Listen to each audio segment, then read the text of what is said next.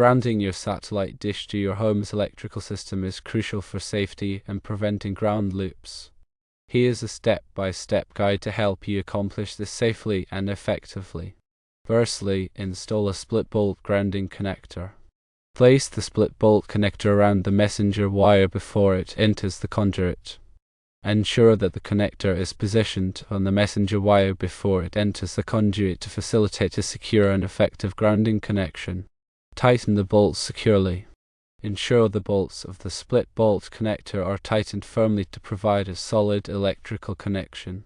Secondly, connect a number 6 copper wire. Attach a number 6 copper wire to one side of the split-bolt connector. Use appropriate tools to ensure a tight and reliable connection.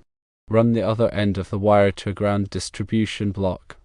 This wire will serve as the main grounding conductor for your satellite dish system. Thirdly, install a ground distribution block. Mount a ground distribution block on the exterior of the house, near the satellite dish. Choose a location that is easily accessible and provides a solid mounting surface for the block. Fourthly, ground the mast and dish. Connect copper ground wires from the mast and dish to the ground distribution block. Ensure these wires are securely attached to both the mast, dish, and the ground distribution block, using appropriate connectors. Fifthly, ground the coax cable. Install a coax grounding block at the point where the coax cable enters the house. This helps prevent surges from traveling through the coax cable into your home. Connect the ground wire from the coax grounding block to the ground distribution block. This establishes a common grounding point for all components of the satellite dish system. Explanation: by connecting the grounding wire from the split-bolt connector to the ground distribution block, you are establishing a common grounding point for the satellite dish system and the electrical system of the house. This eliminates the potential for ground loops, which can cause interference and potentially damage equipment. Understanding the importance of a common grounding point is vital for a safe and effective installation. Electrical grounding requirements may vary depending on local regulations. It is always best to consult with a licensed electrician or refer to your local electrical code for specific requirements. Checking with local authorities or a qualified electrician can prevent code violations and ensure your installation meets all necessary standards. Safety precautions before beginning any electrical work. It is absolutely critical to turn off all power to the house before working on any electrical components. This will help prevent electrical shock and ensure your safety. Wear appropriate safety gear such as work gloves and safety glasses. Protecting yourself with the right gear is essential for preventing injuries during the installation process. Use approved materials and follow all electrical safety guidelines. Using the correct materials and adhering to safety guidelines will ensure a safe and compliant installation. Additional tips: use antioxidant paste on all wire connections to prevent corrosion. This will help maintain a solid electrical connection over time. Bury the ground wire at least 12 inches deep if running it underground. This protects the wire from physical damage and ensures a reliable ground connection. Inspect the grounding system regularly to ensure it is in good condition. Regular inspections can help identify and address any potential issues before they become major problems. Remember, grounding is not just about safety, it's also about ensuring optimal performance of your satellite system. A well-grounded system reduces the risk of electrical interference and ensures a clear signal. Always prioritize safety when working with electricity. If you're not comfortable performing any of these steps, it's best to hire a qualified electrician. They have the knowledge and experience to ensure the job is done safely and correctly. When selecting a ground distribution block, choose one that is appropriately sized for the number of connections you need.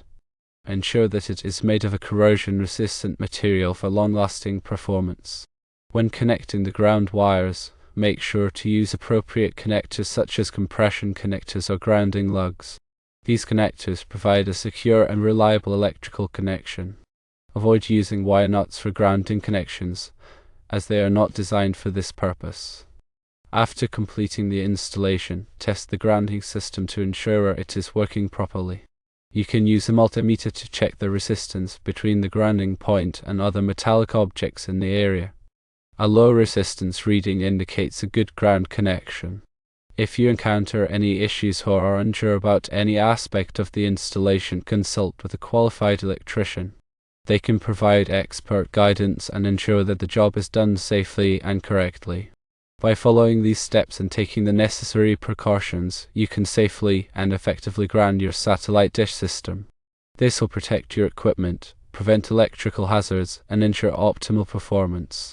Remember, electricity can be dangerous, so always prioritize safety and consult with a professional if needed. The messenger wire you are referring to serves as a support for the electrical service cables. Grounding to it is acceptable as long as it is properly connected to the neutral bus bar in your breaker panel. Using a split bolt connector on the messenger wire provides a convenient point to connect your grounding wire. Make sure the connector is properly sized for the wire and that it is tightened securely. The number 6 copper wire is a common size for grounding applications. It is important to use copper wire as it is an excellent conductor of electricity and is resistant to corrosion. The ground distribution block serves as a central point for connecting all of the grounding wires from your satellite dish system. It helps to keep the wiring organized and ensures a reliable ground connection. When mounting the ground distribution block, choose a location that is easily accessible and protected from the elements. Consider using a weatherproof enclosure to protect the block from rain, snow, and other environmental factors. When connecting the ground wires to the ground distribution block, make sure to use appropriate connectors such as grounding lugs or compression connectors. These connectors provide a secure and reliable electrical connection. The coax grounding block is an important component of the grounding system. It helps to protect your equipment from surges that can travel through the coax cable. Install the coax grounding block as close as possible to the point where the coax cable enters the house. This will help to minimize the length of the ungrounded coax cable. When connecting the ground wire from the coax grounding block to the ground distribution block, make sure to use a continuous length of wire. Avoid using splices or connections in the ground wire, as these can weaken the ground connection. After completing the installation, test the grounding system to ensure it is working properly. You can use a multimeter to check the resistance between the grounding point and other metallic objects in the area. A low resistance reading indicates a good ground connection. If you encounter any issues or are unsure about any aspect of the installation, consult with a qualified electrician. They can provide expert guidance and ensure that the job is done safely and correctly. Remember, grounding is not just about safety, it's also about ensuring optimal performance of your satellite system. A well-grounded system reduces the risk of electrical interference and ensures a clear signal. Always prioritize safety when working with electricity. If you're not comfortable performing any of these steps, it's best to hire a qualified electrician. They have the knowledge and experience to ensure the job is done safely and correctly. Grounding to the same point as the rest of the electrical system is essential for eliminating the potential for ground loops. Ground loops can cause interference and potentially damage equipment. By connecting your satellite dish grounding system to the same grounding point as the electrical system, you ensure that all components are at the same electrical potential. This eliminates the possibility of current flowing through unintended paths, which can cause ground loops. The neutral bus bar in your breaker panel is typically the grounding point for the electrical system.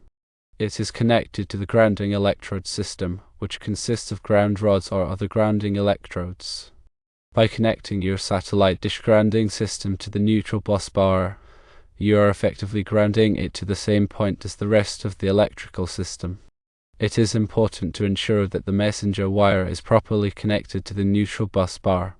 This connection should be secure and reliable to ensure a proper ground connection. If the messenger wire is not properly connected to the neutral bus bar, it may not provide an effective grounding path.